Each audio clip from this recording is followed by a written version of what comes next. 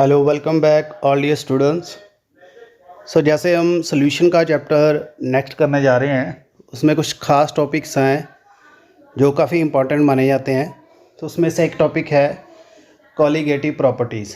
ये काफ़ी important topic है और it is a core topic from the chapter solution. ये टॉपिक अगर आपके समझ आ गया तो आपको सारा चैप्टर समझ आ जाएगा। तो इससे न्यूमेरिकल भी राइज होते हैं, काफ़ी कंसेप्चुअल क्वेश्चंस भी राइज होते हैं। तो चलिए वीडियो शुरू करते हैं। शुरू करने से पहले रिक्वेस्ट है कि चैनल सब्सक्राइब करके बेल आइकन प्रेस कर लीजिए ताकि आने वाले वीडियो आपको मिल सकें। तो हमने अपने मेंबर्स के लिए एक्सक्लूसिव जो हमारा प्लान था वो हम धीरे धीरे अपलोड करने जा रहे हैं कम्युनिटी के ऊपर। कुछ इंपॉर्टेंट असाइनमेंट्स, वीडियो लिंक्स जो सिर्फ उनको शो होंगे। जल्दी से ज्वाइन करिए और ये चांस आप मिस ना करिए और it will help extra in cracking the exam. तो चलिए शुरू करते हैं। कॉलीगेटिव प्रॉपर्टी जो है ये प्रॉपर्टीज़ सॉल्यूशन की होती हैं और depend on the number of the solute particle irrespective of the nature relative to the total number of particle present in solution. यानी आपने बाइनरी सॉल्यूशन के बारे में पढ़ा है बेसिकली लोअर लेवल के ऊपर। Solute solvent A + B = S, दो चीज़ों का ही सॉल्यूशन बनता है। सॉल्यूशन A + B एक सॉल्यूट है, एक सॉल्वेंट है। जो ज़्यादा अमाउंट में है वो सॉल्वेंट है, जो कम है सॉल्यूट है। तो जितना आपने सॉल्वेंट में चीज़ को डिज़ोल्व किया है, घोला है, उसके ऊपर जो प्रॉपर्टीज़ डिपेंड करती हैं दे आर द कॉलीगेटिव। तो इसमें नेचर का कोई रोल नहीं है, only the number of the particle. Solution containing non volatile solute exhibit following colligative property. Solution में कॉलीगेटिव प्रॉपर्टी उसी की होंगी जिसमें आपने सॉल्यूट नॉन वोलेटाइल लिया है। अगर हम बीकर को खुला रखेंगे, अगर वो सारा वेपराइज हो गया, उड़ गया सारा सॉल्यूट, तो उसका कोई फ़ायदा नहीं है। तो आपके पास जो सॉल्यूट होना चाहिए that should be non volatile. तो इसमें क्या आता है, first of all relative lowering of vapour pressure, जो हम आज डिटेल में करेंगे, depression in freezing point, elevation in boiling point, and last one is the osmotic pressure of the solution. ये सारी प्रॉपर्टीज़ जो हैं number of the solute particle के ऊपर डिपेंड करती हैं। ठीक है स्टूडेंट्स, तो इसमें फ़र्स्ट हम बात करेंगे जैसे relative lowering of vapour pressure. पानी ले लिया, उसमें कुछ चीनी घोल दी, नमक घोल दिया। पानी का वेपर प्रेशर ज़्यादा होता है, उसमें जब चीज़ें घोल देंगे तो वेपर प्रेशर कम हो जाएगा। ऐसे ही फ्रीजिंग पॉइंट कम हो जाता है, बट बॉइलिंग पॉइंट ऊपर चढ़ जाता है, एलिवेट हो जाता है, इसको कहते हैं एलिवेशन। उसके बाद ऑस्मोटिक प्रेशर भी इफ़ेक्ट होता है। आज जो हम प्रॉपर्टी करने जा रहे हैं that is the relative lowering of the vapour pressure. इसमें आपने एक नॉन वोलेटाइल सॉल्यूट ऐड किया सॉल्वेंट में और जो वेपर प्रेशर है उसका डिक्रीज़ होगा सॉल्यूशन का। सपोज़ करिए बीकर में आपने पानी लिया है, इसमें आपने शुगर पार्टिकल्स डिज़ोल्व कर दिए, शुक्रोज़। तो शुगर जो आपको पता है नॉन वोलेटाइल है, इट विल इफेक्ट।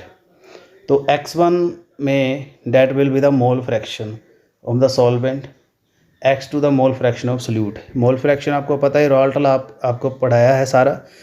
तो नंबर ऑफ द पार्टिकल्स कितने होते हैं दोनों का कंपैरेटिव। तो P1 is the pure solvent का pressure, vapour pressure. PS is the solution का प्रेशर, जब हम सॉल्यूट डिज़ोल्व कर देंगे तो उसका प्रेशर होगा PS। As a solute is non volatile, so vapor pressure of solution will only be because of the solvent। यहाँ पे क्या लिखा है, सॉल्यूट इसमें वोलेटाइल की बात होगी, नॉन वोलेटाइल गलत है। वोलेटाइल होगा तो सिर्फ सॉल्वेंट के ऊपर डिपेंड करेगा। ये नॉन वोलेटाइल है, इसमें सॉल्यूट के ऊपर इफेक्ट होगा। इसमें रॉल्टला लगाते हैं, जो वेपर प्रेशर है सॉल्वेंट का वो इक्वल टू आता है product of the vapour pressure of pure state and it's mole fraction.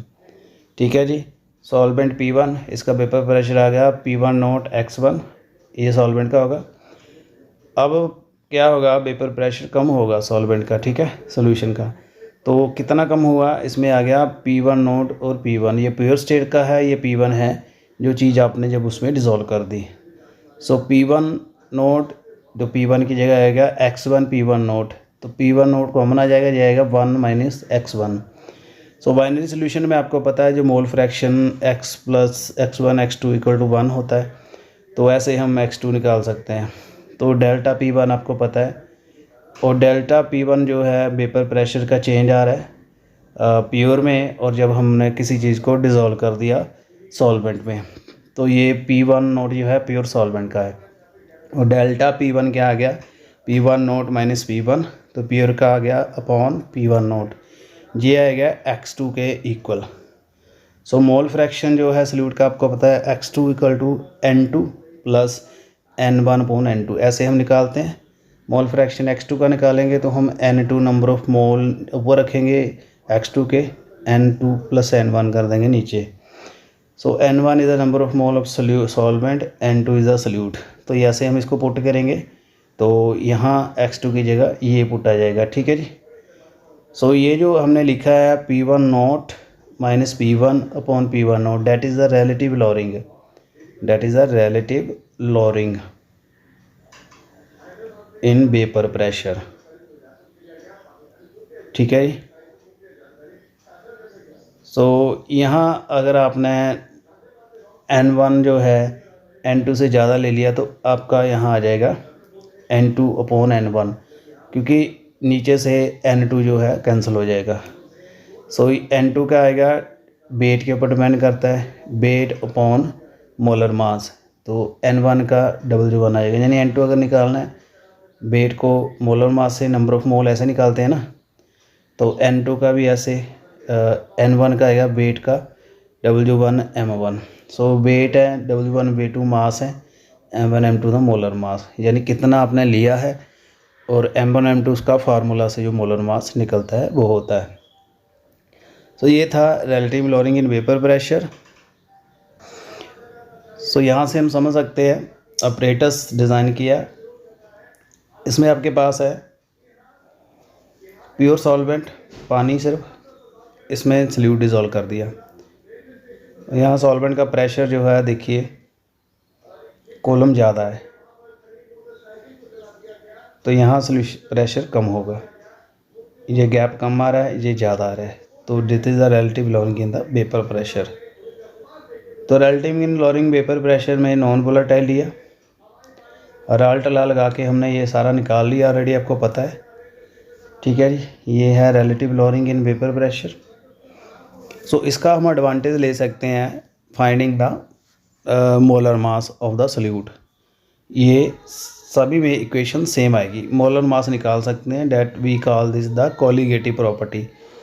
सो ये है relative lowering in vapour pressure. X भी आपको पता है मोल फ्रैक्शन सल्यूट का आ गया, N A number of mole ऐसे निकाल दिए, एन भी ऐसे निकाल दिए, तो इसमें हम पुट करके निकाल सकते हैं, ठीक है जी। सो ये चीज़ हमने पुट कर दी, तो इसमें WB निकाल सकते हैं, ठीक है।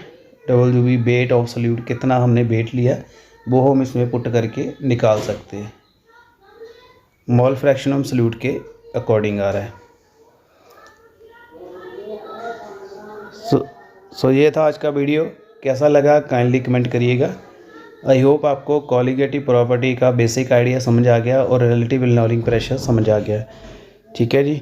और अगर किसी टॉपिक में आपको कन्फ्यूज़न है, यू कैन पुट कमेंट, और ज़्यादा से ज़्यादा वीडियो शेयर करिए ताकि ज़्यादा से ज़्यादा फ्रेंड एडवांटेज ले सकें, और चैनल की मेंबरशिप ज्वाइन करिए, बार बार कह रहा हूँ, क्योंकि कुछ चीज़ आप मिस कर दोगे अगर आप मेंबरशिप ज्वाइन नहीं करेंगे। तो चलिए इसी के साथ आज का वीडियो समाप्त करते हैं। Thank you and best of luck.